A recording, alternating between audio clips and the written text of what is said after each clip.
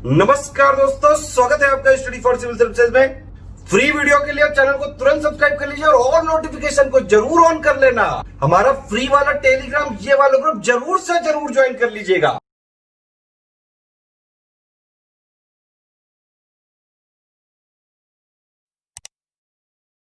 Hello students, welcome to study for civil services. मैं हूं आपका educator Kamlaksh Jha and free prelims daily test series का ये लेक्चर आप लोग देख रहे हैं। यहाँ पर टॉपिक वाइज डेली बेसिस पर आपको टेस्ट प्रोवाइड किए जाते हैं। और टेस्ट को शुरू करने से पहले मैं आप लोग को बता दूं कि गाइस आज थोड़ा सा लेट हो गया। ये वाला टेस्ट अक्सर जो है वो शाम में 7 बजे आपको मिल जाता है। आज किसी वजह से जो है वो लेट हो गया, उसके लिए माफी चाहता हूँ। एंड ये जो है गाइस यहाँ पर टॉपिक वाइज, यदि आप पहली बार देख रहे हैं इस वीडियो को तो मैं आपको बता दूं यहाँ पर टॉपिक वाइज डेली बेसिस पर टेस्ट प्रोवाइड किए जाते हैं। इसका फायदा ये होता है कि आपकी प्रिपरेशन जो है वो कंटिन्यूअसली चलती रहती है और डायरेक्शन में, सही डायरेक्शन में चलती रहती है। आपको डेली टॉपिक्स दिए जाते हैं सिविल सर्विसेज एग्जामिनेशन को क्रैक करने के। उस टॉपिक को आप पढ़कर आते हैं एक दिन में, यानी कि 24 आवर्स पहले आपको टॉपिक दे दिए जाते हैं, आप पढ़कर आते हैं और नेक्स्ट डे आपका टेस्ट जो है वो लिया जाता है। तो ओनली करंट अफेयर नाम का हमारा टेलीग्राम चैनल है, इसको ज्वाइन कर लीजिए अगर नहीं किया है तो। इसमें रोज टॉपिक्स आपको बताया दिया जाता है एडवांस में। और नेक्स्ट डे हमारा जो यूट्यूब का चैनल है ओनली करंट अफेयर, यहाँ पर फ्री में आपको टेस्ट प्रोवाइड किए जाते हैं। आज का जो सब्जेक्ट है वो Indian polity, topic Indian constitution के अंदर इंपॉर्टेंट अमेंडमेंट्स के बारे में पूछा जाएगा आपसे, ठीक है। और अगर आप पहली बार ये वीडियो को देख रहे हैं तो टेस्ट को कैसे अटेम्प्ट करना है उसको एक बार वीडियो को पॉज कर लीजिए और इसको एक बार पढ़ लीजिएगा स्टेप्स। अब चलिए समय ना वेस्ट करते हुए टेस्ट को शुरू करते हैं। All the very best. सबसे पहला क्वेश्चन आपके सामने आ गया है, इनमें से कौन सा स्टेटमेंट करेक्ट है? 104th कॉन्स्टिट्यूशनल अमेंडमेंट एक्ट 2020 का इसने रिजर्व सीट्स जो थी एंग्लो इंडियन कम्युनिटी की लोकसभा और स्टेट असेंबलीज के अंदर, क्या उसको हटा दिया? जीएसटी जो है इसको 101st कॉन्स्टिट्यूशनल अमेंडमेंट एक्ट 2015 के तहत इंट्रोड्यूस किया गया था क्या? टोटल ऑफिशियल लैंग्वेज इसको 18 से 22 कर दिया गया था 96th कॉन्स्टिट्यूशनल अमेंडमेंट एक्ट 2003 के तहत। नया पार्ट 11 और 11th शेड्यूल ये इंडियन कॉन्स्टिट्यूशन के अंदर 73rd कॉन्स्टिट्यूशनल अमेंडमेंट एक्ट के तहत क्या ऐड किया गया था?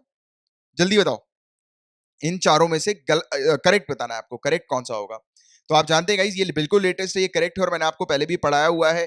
पहले भी हम लोगों ने जब टेस्ट कंडक्ट किए थे उसमें भी मैंने आपको बताया था कि एटलीस्ट पिछले 5 तो आपको रटे होने चाहिए कॉन्स्टिट्यूशनल अमेंडमेंट एक्ट्स, एटलीस्ट पिछले 5 और मेन कुछ। देखिए सिंपल मेजोरिटी, स्पेशल मेजोरिटी होती है अमेंडमेंट के लिए, हम लोग को देखने को मिलती है। तो इंडियन कॉन्स्टिट्यूशन को जब अमेंड करना है तो इन चारों में से बताइए कि कौन से में सिंपल मेजोरिटी एप्लीकेबल होगी। पार्लियामेंट के अंदर जब स्टेट्स के रिप्रेजेंटेशन को जब चेंज करना है या अमेंड करना है तो उसके लिए क्या सिंपल होगी या स्पेशल होगी? छठा शेड्यूल जो है उसके लिए पांचवा शेड्यूल, और जो पार्लियामेंट के अंदर जो रूल्स ऑफ प्रोसीजर होता है तो क्या कौन सी होगी उसके लिए बताओ। तो देखो गाइस एक चीज तो पक्का है कि पार्लियामेंट के अंदर जैसे सिंपल ही, अगर आप देखो सिंपल से मतलब सिंपल ही होता है हमारे यार, ऐसे ही बिल्कुल। तो आपको पता है गाइस कि पार्लियामेंट के अंदर जो रूल्स वगैरह जो होते हैं वो इतने ज्यादा मतलब वो नहीं हम लोग को देखने को मिलते कि उसमें बहुत ही स्पेशल मेजोरिटी की आवश्यकता पड़े। तो फोर्थ तो आपका पक्का है ही, तो फोर्थ पक्का है तो इधर आपका 1 और 4 होगा या 2 3 और 4 होगा, राइट। तो इसमें आपकी बस लड़ाई है, राइट। तो ये चीज आप जानते हैं, इसको तो आप आराम से जो है वो एलिमिनेट कर ही सकते हैं। तो बताइए इसका क्या करेक्ट आंसर होगा? Correct answer will B 2 3 and 4। 2 3 छठे शेड्यूल जो है उसके अंदर ट्राइबल एरिया के एडमिनिस्ट्रेशन के लिए, और पांचवा शेड्यूल जो है उसमें शेड्यूल एरिया और शेड्यूल ट्राइब्स के एडमिनिस्ट्रेशन के लिए, प्लस जो पार्लियामेंट है उसके अंदर जो रूल्स ऑफ प्रोसीजर्स होते हैं, तो इसको अगर चेंज करना, अमेंड करना है तो सिंपल मेजोरिटी के तहत किया जा सकता है। नेक्स्ट, कौन सा पेयर करेक्टली मैच्ड नहीं है? इस तरफ कॉन्स्टिट्यूशनल अमेंडमेंट एक्ट लिखे हुए हैं और इस तरफ ईयर्स लिखे हुए हैं कि कब कब ये हम लोग को देखने को मिले थे। हालांकि यूपीएससी सिविल सर्विसेज ईयर्स वगैरह नहीं पूछती है, बट हाँ कुछ कुछ मेन जो इंपॉर्टेंट कॉन्स्टिट्यूशनल अमेंडमेंट एक्ट्स होते हैं उसके ईयर्स भी पूछ लिए जाते हैं यूपीएससी के द्वारा। और स्टेट सिविल सर्विसेज तो अक्सर पूछती ही है, जिसके बारे में आपने प्रीवियस ईयर क्वेश्चन पेपर उठाए होंगे तो आपको पता होगा। इसका जो करेक्ट आंसर है that will be 4 and 5। 4 and 5 गलत है और बाकी सब जो है वो करेक्ट है। नेक्स्ट आपके सामने क्वेश्चन है 92nd कॉन्स्टिट्यूशनल अमेंडमेंट बिल, ये 4 लैंग्वेजेस इसमें ऐड किया गया था 8वें शेड्यूल के अंदर इंडियन कॉन्स्टिट्यूशन के। तो आप बताइए इनमें से कौन सी 4 languages, point to be noted, 92nd constitutional amendment bill के तहत ऐड किया गया था। जल्दी बताओ, चाहो तो वीडियो को पॉज करके समय लेकर याद कर सकते हो। Correct answer 5714, Santhali, Maithili, Bodo, Dogri. Next, 42nd constitutional amendment act 1976, very very important. Topic for UPSC. UPSC के लिए बहुत इंपॉर्टेंट टॉपिक है, स्टेट सिविल सर्विसेज में अक्सर आता ही है। तो इसमें क्या प्रियम्बल के अंदर कुछ वर्ड्स ऐड किए गए थे 42nd अमेंडमेंट एक्ट में? तो हाँ बिल्कुल, और ऑप्शन में आप देखिए चारों के चारों बिल्कुल करेक्ट हैं, हाँ बिल्कुल ऐड किए गए थे, आपने पढ़ा भी है प्रियम्बल। इसके अंदर क्या 6 सब्जेक्ट्स स्टेट लिस्ट से कॉन्करेंट लिस्ट में ट्रांसफर करा दिए गए थे? क्या इसमें पार्ट 14A ऐड किया गया था? क्या इसमें आर्टिकल 43A 48 ऐड किए गए थे?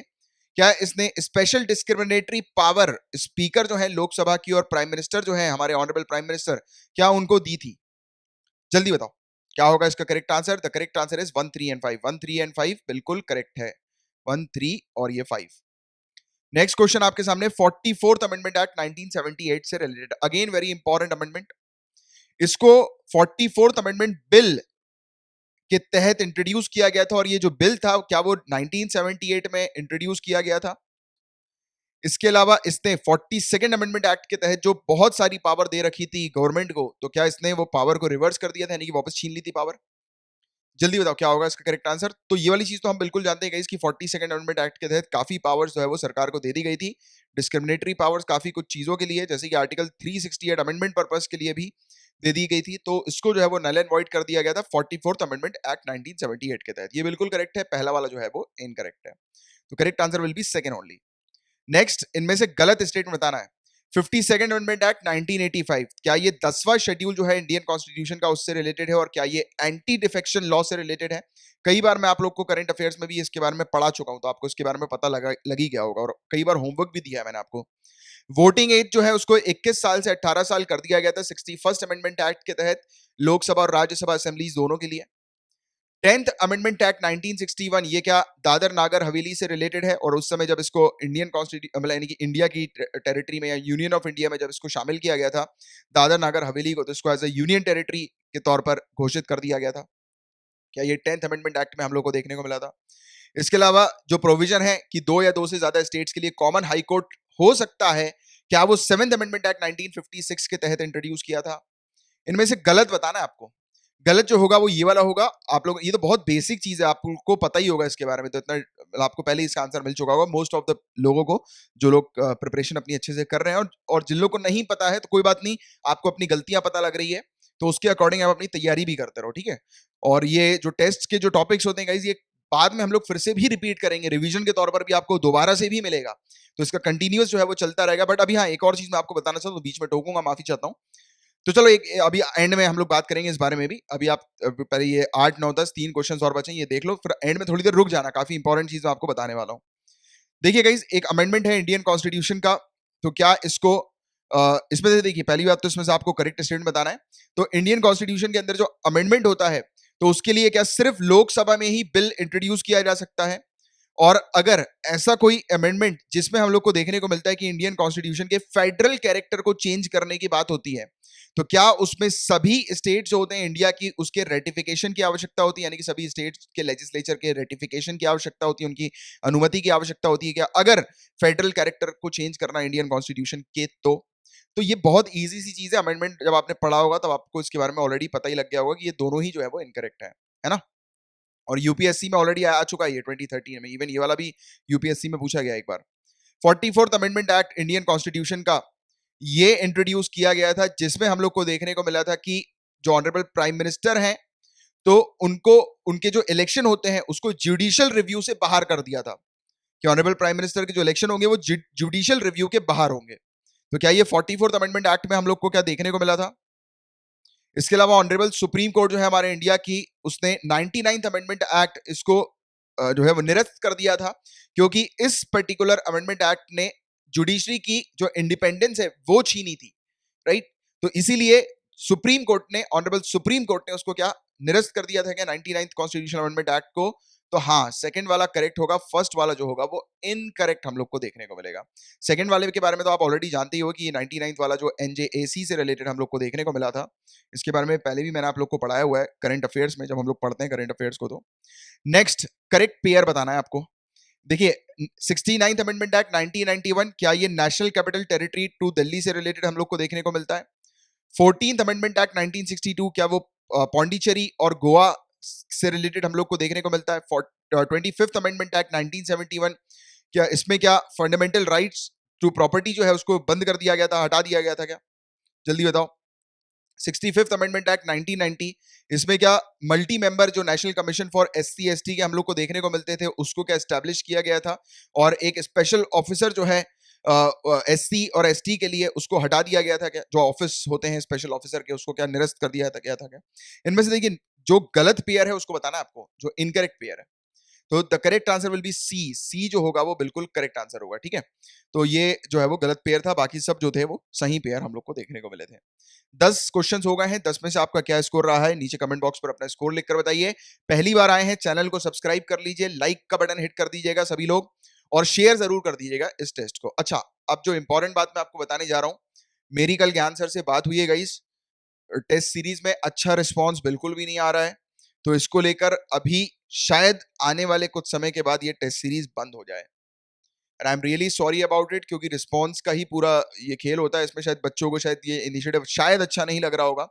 अब इसमें मैं कुछ कह नहीं सकता, अगर बाई चांस इन फ्यूचर बंद हो जाता है तो अब मैं कुछ नहीं कर सकता, क्योंकि मैं टीम का हिस्सा हूं पर्सनली, और टीम के अकॉर्डिंग ही हम लोग को जो है वो सभी लोग को चलना रहता है, राइट।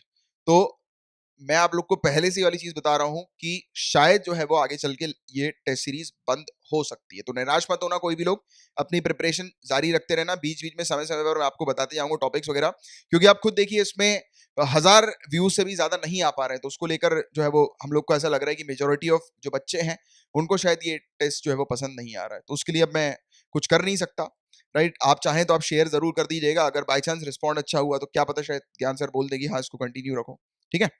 तो चलो अब हम लोग मिलेंगे कल, और आप चाहें तो इन नंबर पर कांटेक्ट करके हमारे पेड कोर्सेज को ज्वाइन कर सकते हैं, और काफी अफोर्डेबल प्राइसेस में ये पेड कोर्सेज अवेलेबल है, प्लस हमारी काफी सारे और टेलीग्राम के स्टडी ग्रुप्स भी यहाँ पर शामिल है, चैनल्स शामिल है, जहां पर आपको फ्री में काफी सारे स्टडी मटेरियल्स मिल जाता है और वीडियोस की नोटिफिकेशन अपडेट्स भी आपको मिल जाती है, ठीक है। चलो मिलेंगे कल, तब तक के लिए bye bye, take care, have a great day ahead.